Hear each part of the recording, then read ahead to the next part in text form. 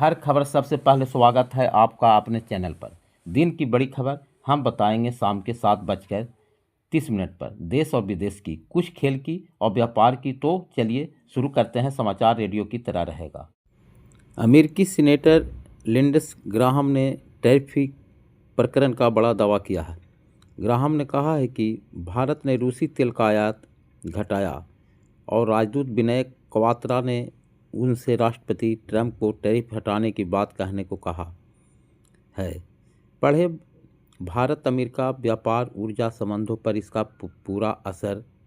America के senator Lindsey Graham ने tariff प्रकरण पर भारत के बारे में बड़ा दावा किया है। ग्राहम के अनुसार भारतीय राजदूत विनय कुमार क्वात्रा ने उन्हें कहा है कि भारत रूस के साथ तेल की खरीद घटा रहा है, इसलिए वे टैरिफ घटाने के लिए राष्ट्रपति डोनाल्ड ट्रंप से बात करें। ग्राहम रविवार को एयरफोर्स वन अमेरिकी राष्ट्रपति के साथ मौजूद थे।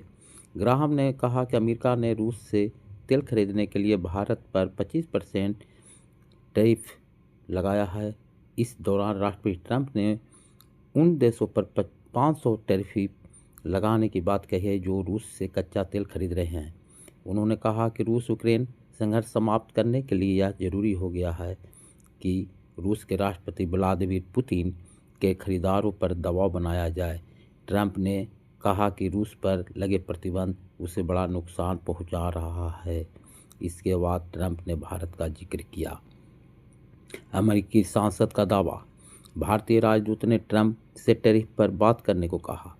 इसके बाद ग्राहम ने कहा कि 1 महीने पहले मैं भारतीय राजदूत के घर पर था। मैं उनसे जानना चाहा था कि भारत रूस से तेल कैसे खरीद रहा है। ग्राहम के अनुसार भारतीय राजदूत ने उन्हें कहा, क्या आप राष्ट्रपति ट्रंप से टैरिफ पर ढील देने की बात करेंगे? ग्राहम ने कहा कि ट्रंप की ओर से भारत पर की गई कार्रवाई ही वह मुख्य कारण है जिसके चलते भारत अब काफ़ी कम मात्रा में रूसी तेल। अमेरिका के उपराष्ट्रपति जेडी वेंस के ओहायो स्थित घर पर पत्थर से हमले की खबर है। हमले में उनके घर की खिड़कियां टूट गई। इस हमले में एक संदिग्ध को गिरफ्तार किया गया है।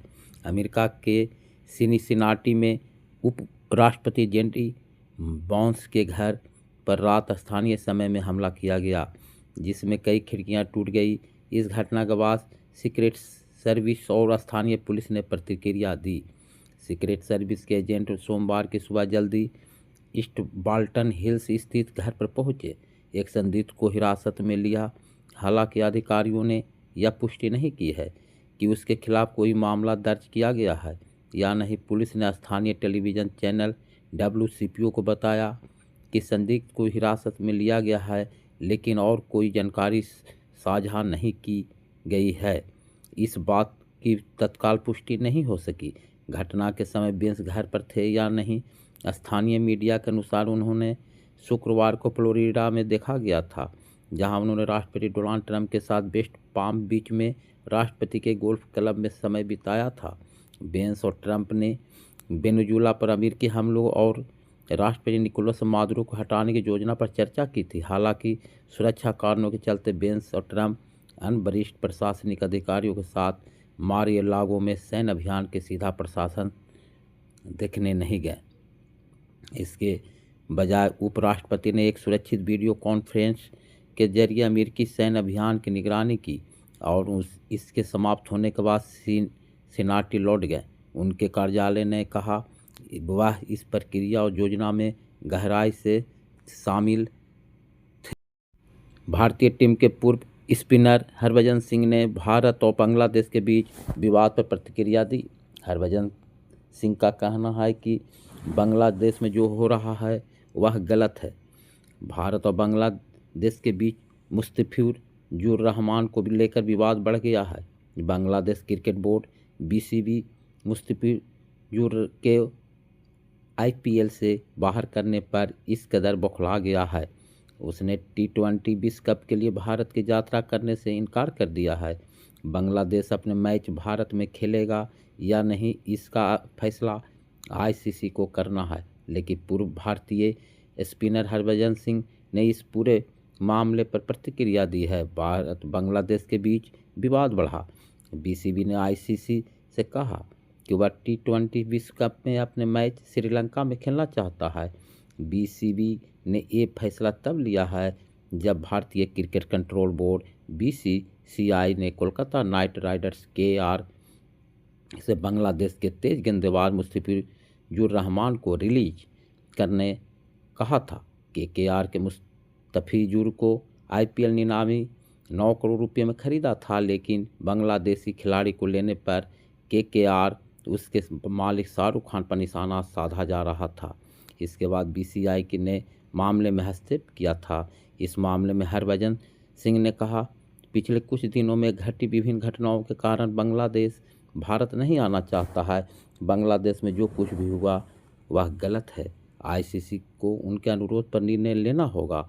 हम भारत में सभी का स्वागत करते हैं, लेकिन बांग्लादेश यहां आना चाहता है या नहीं यह उनका अपना फैसला है। बांग्लादेश IPL प्रशासन पर रोक लगाई। भारत बांग्लादेश के बीच लगातार बढ़ता ही जा रहा है।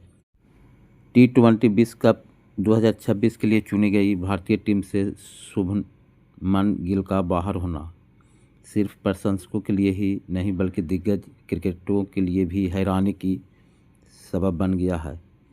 ऑस्ट्रेलिया के पूर्व कप्तान रिकी पोंटिंग तक इस फैसले को सुनकर चौंक गए।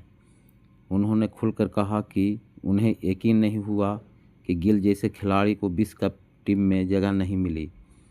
पोंटिंग ने कहा कि मुझे इस पर यकीन नहीं हुआ। मुझे पता है कि हाल के समय में सफ़ेद गेंद क्रिकेट में उनका फॉर्म बहुत अच्छा नहीं रहा है, लेकिन आखिरी बार मैंने उन्हें इंग्लैंड के खिलाफ टेस्ट सीरीज में खेलते देखा था, जहां उन्होंने जैसे बल्लेबाजी की थी जैसे मैंने किसी को करते बहुत कम देखा है। T20 विश्व कप टीम में शामिल नहीं गिल। उल्लेखनीय है कि इस साल 7 फरवरी से शुरू हो रहे T20 विश्व कप के लिए भारतीय क्रिकेट कंट्रोल बोर्ड BCCI ने टीम इंडिया का ऐलान कर दिया है। इस टीम में शुभमन गिल शामिल नहीं है। माना जा रहा है कि उनका T20 प्रारूप में हालिया प्रदर्शन उनके लिए मुसीबत बन गया।